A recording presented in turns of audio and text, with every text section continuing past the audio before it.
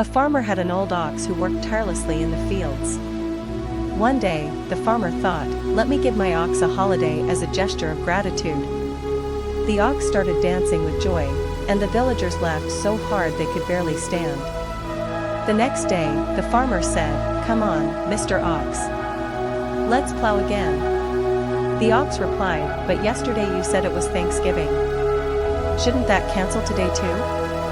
The farmer was shocked, and the villagers burst into laughter again.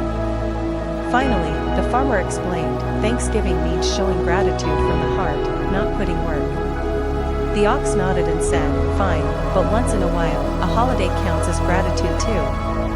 The story brings both humor and the lesson that true gratitude is a mindset, not just rest. The farmer smiled, "Gratitude is from the heart."